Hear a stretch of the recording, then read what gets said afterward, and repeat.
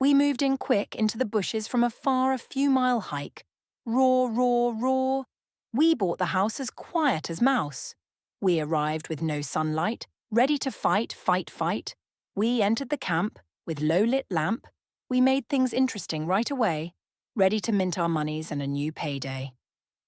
We arrive at an old World War II museum. It's large and has rows of tanks, artillery pieces and helicopters. Mortar units and self-propelled guns are plenty. The film crew is American. Ex-CIA women who've been around, they've been through this before, minor insurrection, and generally know when to leave. Not this time is their motto, and they plan on sticking around with all smiles. We set up camp, in the heart of a museum, outside in the damp cold. We don't mind. We sit under the tent, watching the crews set up. Ex-military, racing mechanics and West Coast militia. They are welding copper to the hull of tanks and fitting custom ice chests atop the rear, the tops filled with secrets, capable of producing fuel and alcohols. They paint a whiskey tempo in war paint. They attach fire hoses from the rear and attach them to the main turret. Barrels are attached to the tank, brown and red. Some are used for whiskey and fuel. They strap sacks of psychedelic plants and roots to the tank and use it to flavour the whiskey. The contraption costs nothing to us, and we learned how to build them in the scrapyards. We have tech to transform this armour heaven, a place of these old hulk that lay at rest, into paradise, a few million for hundreds of tons of metal, pure war machine. We view helicopters being converted into custom rigs, tanks with sawed-off barrels and custom rockets attached. Crew paint them with beautiful and terrifying paint schemes. Red, black and dark green, this militia doesn't camouflage. You should see them miles away. Even the troops wear colours that are visible during the day, but they are extremely good at sneaking up at you.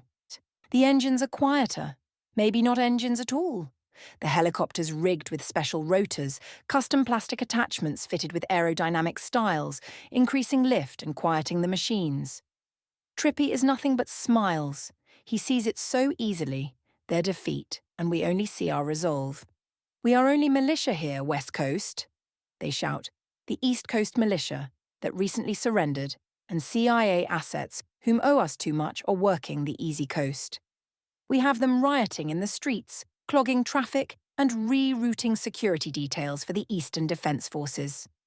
They are naive, lack our superintelligence, and our mind readers ensure know of the key assets of our enemies, know of our upcoming assault. It was Tripper's technology we are using. He wrote letters to New York lawyers year or two ago, literally told them of his extremely cheap military tech, and he wrote, "This is a war document" on it, and also gave a Franz red notice that the emails were scrutinized, recorded by the NSA, CIA, and enemies. They had all hacked his phone. He didn't mind. He had played this game before. This time, now considered a professor in law, he made sure we were as legal as possible in all realms. He fucking has law forces out there coordinating across the cosmos. We sit in an open HQ, a pop-up tent camo on top, and sacks of psychedelic plants and roots. They heal and provide fun times. They are in sacks hanging, ready to barter away. The civilians love them, bringing peace finally to their lives.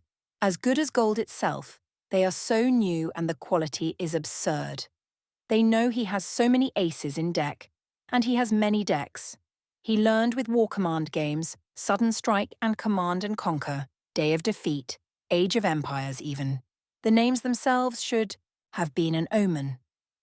In war strategy, war history, and tallying his record of all games combined, a 2-star general by 18, if they had let him. The military didn't know our AI sighted him during Mech Warrior. He surprised us all in a flea. A tiny mech, one he could afford, he customized it and was killing off huge mechs in open terrain, usually one-on-one. He became good at David and Goliath matches. It became normality to him, crucifying larger foes, but he had no idea what he was learning. We did. His best tactic was when he has the troops and finally had advantage of the match. Moving his battalions as 1 or 2, crushing the enemy, running over through them. He loved routing them. overwhelming them, turning their weapons against them. He became good at capturing the enemy's artillery pieces and quickly turning them against them. He knows how to use all weapons, foreign and domestic. Now an adult, he's an armourer, weaponsmith, supply command general, space combat control qualified, with lasers, custom, foodsman and tradesman. We are now experiencing how to arm an entire militia for free. We had moved in key commanders into the city only to barter the museum to us. No ammo, no fuel, just junk metal no one cares about. He crafted his tank ammo replenished from what looked like a coffee grinder maker. A long tube, metal, custom fit. We watch it in action. Originally, it would be packed with sand, baked in an oven, hardened and then made radioactive with dust of special sand, and then set in modded microwaves, with disgusting results the American military would soon find out about. We set our cameras up, it's sunset now, and we have work to do. They begin rigging up tanks. Large freezers are configured into baking units and use the heat from tank engines, with distillery metal hooked deep inside the tanks. He, Trippy, promised the troops war fun, war mint even, and this is how he does it. He teaches them how to distill whiskey. In the distillery while it bakes. War metal. Each tank has a few gallons of whiskey after the baking has been accomplished. They have their psycho stacks strapped to the side of tanks and gallons of military whiskey. The whiskey and sacks are for trade. The baking mechanism at the rear of the tank is capable of creativity more than bullets and firewater. Properly configured, it's a literally mint machine. We go in for a closer look at one configured specially for minting war monies. Steel plates from choppers and artillery pieces are ready for smelting. Silver and bronze piping are piled to the side. We use the recycler, a code name for hidden tech. It can produce fuel or drinkable water. It has fuel crystals that when mixed with seawater can create high-octane fuel. We now use it as a mix between a metallurgy choc chemical lab. We found a few ways to increase the mass and volume of certain metals. We aren't here for density, it's a sprint job to the finish. We use chemicals from the psychotic plants which can burn underwater in this pressurized tech. It caused the metal to expand, relax, molecules stretching out, the pressure machine capable of using hotter water to bend, raising a platform, and using the cooling structure to quick freeze. Instead of working the metal like a hammer to a sword on anvil, we use chemical science to increase matter. It expands like crystal at times, ever growing. What finalizes is a clump of metal, mostly gold, but with psychedelic colors, other metals and compounds are there. They are placed into a tray of a dozen rectangles, fitted, remelted and smelted and then hammered down. They are then stamped, 7th Forgotten Regiment and 3rd Abandoned. The crew personally etch their own battle symbols and marks. We have 48 hours to set up, right before President's Day and their State of the Union. A 3-day weekend for them, all work for us. A dozen battalions ready to move across more than a dozen planets. We got this far alone, and we don't need any more troops.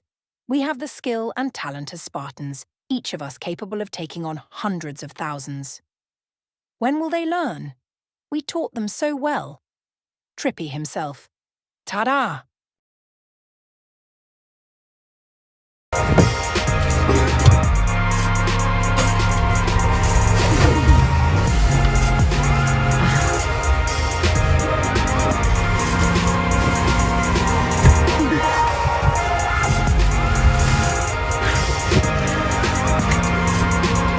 Oh.